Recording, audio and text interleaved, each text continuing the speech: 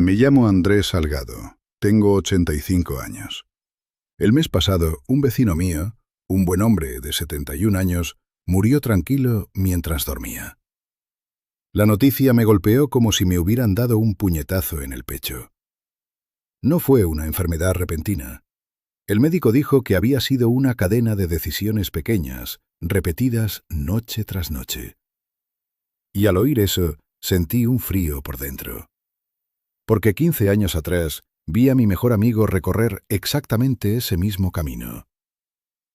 Yo hice bromas en vez de hablar en serio. Y luego estuve a punto de caer yo también. Mi arrepentimiento es sencillo.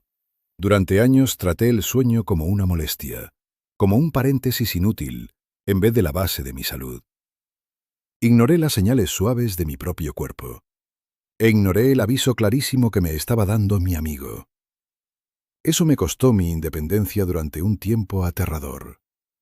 Puso una carga enorme e injusta sobre mi mujer, Marta, y casi me robó estos años activos que hoy agradezco tanto.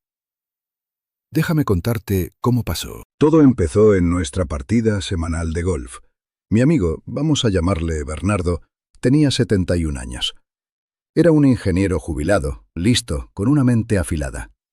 Siempre fue rápido para soltar una broma, pero empezó a quejarse de cansancio. Un cansancio profundo. Lo achacaba a la edad. Pero yo notaba cosas. Llegaba a las 7 de la mañana abrazado a un termo enorme de café negro, diciendo que llevaba despierto desde las 4:30 viendo repeticiones de noticias. Bostezaba en los últimos hoyos y se reía diciendo que luego ganaría el campeonato de la siesta. Yo pensaba, así es Bernardo, terco como una mula. Una tarde, después del golf, nos fuimos a su casa. A los dos nos gustaban las manualidades y estábamos dibujando planos para un nuevo comedero de pájaros. Su mujer me apartó en la cocina. Habló bajito, pero con una tensión que se notaba. Andrés se levanta todas las noches, 2, 3 veces. Dice que no puede dormir. Se va al salón, enciende la tele y se come una bolsa entera de esas galletitas saladas. Lo encuentro dormido en el sillón al amanecer. Yo asentí. Me sentí incómodo. Pensé, bueno, será su rutina. Volví al salón y le hice una broma sobre su adicción a las galletitas. Nos reímos. Y no dije nada importante. Ni una sola frase de preocupación real. Meses después, Marta y yo los invitamos a cenar. Estábamos en la mesa y Bernardo contaba una historia. En mitad de una frase, la cabeza se le fue hacia abajo. El tenedor chocó con el plato, fuerte. Se había dormido, solo unos segundos. La mesa quedó en silencio absoluto. Él se despertó de golpe, rojo de vergüenza, y lo achacó a la copa de vino. Pero solo llevaba una copa.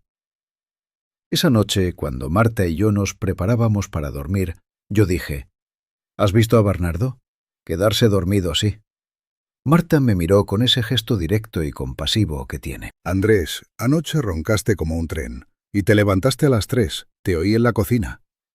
Me puse a la defensiva, la aparté con palabras. No es lo mismo, yo solo tenía sed. No podía verlo. No podía ver que nuestros hábitos empezaban a ser un espejo. La llamada llegó un martes por la mañana, de esos frescos. Bernardo había muerto. En su sueño. Un infarto masivo, silencioso. El médico le explicó a su mujer que estaba muy ligado a apnea del sueño, sin tratar, e hipertensión grave, alimentadas por sus malos hábitos nocturnos. El duelo fue un peso duro en el pecho. Y me quedó un remordimiento. Cada chiste que hice en lugar de una conversación seria. Pero mi golpe de realidad aún estaba por venir. 3 semanas después, yo estaba en mi taller intentando distraerme trabajando. Lijaba una caja para mi nieta. Me levanté demasiado rápido del banco y el mundo se apagó. No hubo dolor. Solo un gris, un zumbido, como una estática que lo tragó todo. Lo siguiente que supe es que estaba en el suelo frío de cemento. Marta gritaba mi nombre con un pánico que jamás le había escuchado. Era terror puro. El trayecto en ambulancia es borroso, pero el hospital, eso sí fue claro. El médico fue amable, pero directo. Señor Salgado, Su tensión está peligrosamente alta. Su cuerpo está agotado. Usted no está durmiendo, está desmayándose por fatiga. Su corazón trabaja horas extra, las 24 horas. Y luego enumeró mis pecados. El café tarde mientras revisaba viejos planos. Quedarme dormido en el sillón con la tele encendida. Las cenas pesadas antes de acostarme. Ignorar mis ronquidos. Eran mis hábitos. Palabra por palabra, eran los de Bernardo. Allí, en esa cama, el paralelo era imposible de negar. A los 70, yo iba por el mismo camino que acababa de enterrar a mi amigo. Lo peor fue mirar la cara de Marta. El miedo en sus ojos cuando me encontró en el suelo. El cansancio cuando se sentó al lado de mi cama. De un día para otro, mi independencia desapareció. Necesité ayuda para ir al baño, para vestirme. Marta tuvo que hacerlo todo. Y lo hizo sin quejarse, con esa fuerza silenciosa que siempre ha tenido. Pero yo veía el peso. Lo veía en sus hombros, en las líneas alrededor de sus ojos. Mi terquedad no solo había puesto en riesgo mi vida, había cargado injustamente a la mujer que más quiero. La jubilación aventurera que habíamos imaginado, paseos largos por nuestro barrio, viajes para ver a los nietos, tardes tranquilas en la terraza, se estaba desmoronando por una razón ridícula.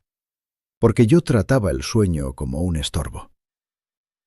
En esa cama sentí vergüenza y miedo, pero también, ahí abajo, se encendió algo. No iba a seguir a Bernardo. Iba a volver. Por mí sí, pero sobre todo por Marta. La recuperación no fue una decisión única. Fue una práctica diaria. Marta y yo nos convertimos en un equipo. Hablamos, de verdad, de nuestras rutinas. Hicimos un plan. Horarios suaves pero estrictos. Cenábamos antes de las 6. Nada de platos pesados que se quedaran trabajando en el estómago toda la noche.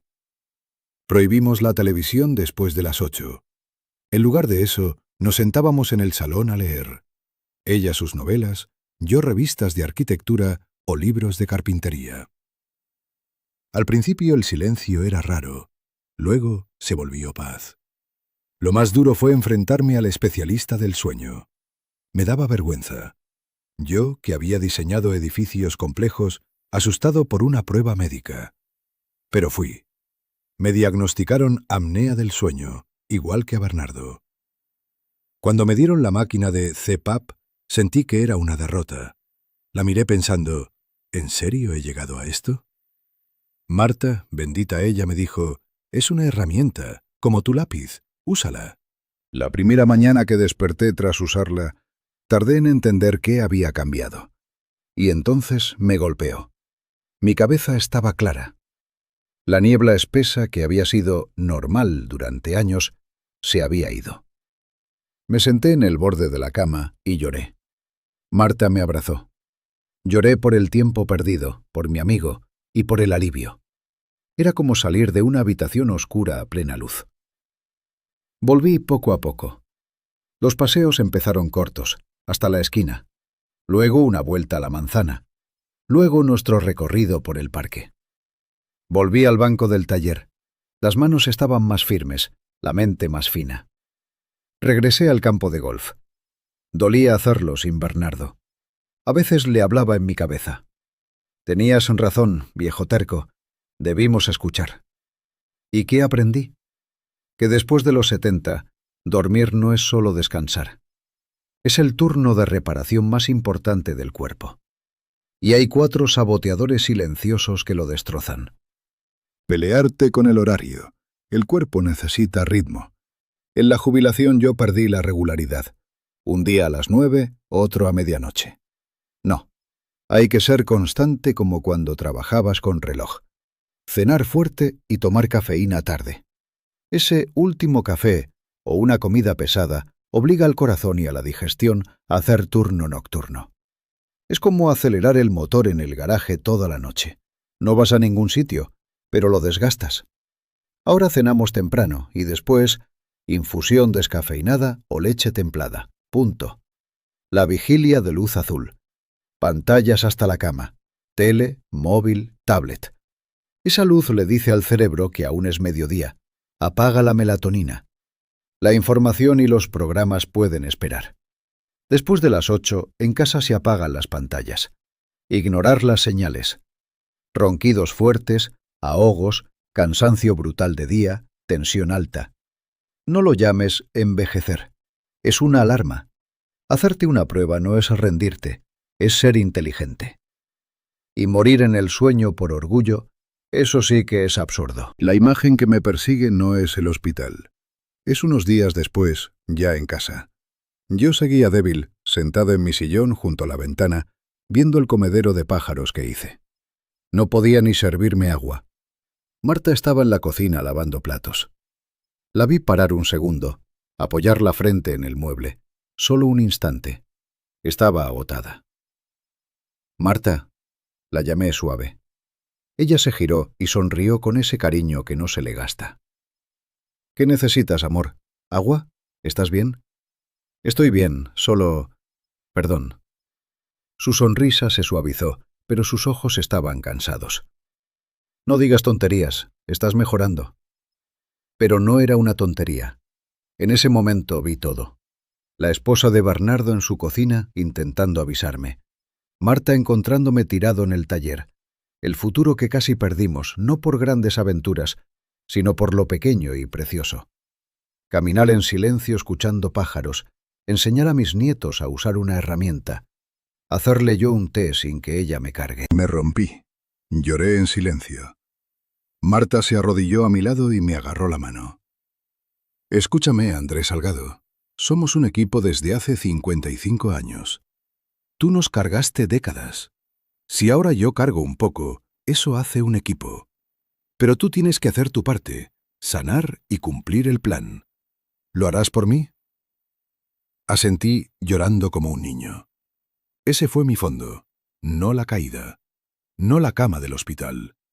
Fue la bondad devastadora en sus ojos, y entender que jamás quería volver a verla así por culpa de mis decisiones.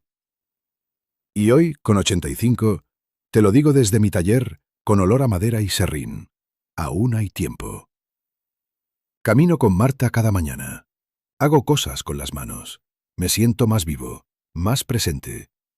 Y el vecino que murió el mes pasado me recordó que esto no es una historia para guardarme. Si tienes más de 70, o si amas a alguien que los tiene, protege el sueño como protegerías los cimientos de una casa. Porque yo diseñé edificios toda mi vida, y me costó casi morirme para entenderlo en mí. Tu cuerpo es la única estructura que realmente posees, y el sueño es su base. Empieza esta noche, sé constante, cena temprano, apaga pantallas, y escucha esa preocupación, la tuya o la de quien te quiere. No esperes a una crisis. La vida que construiste merece ser cuidada.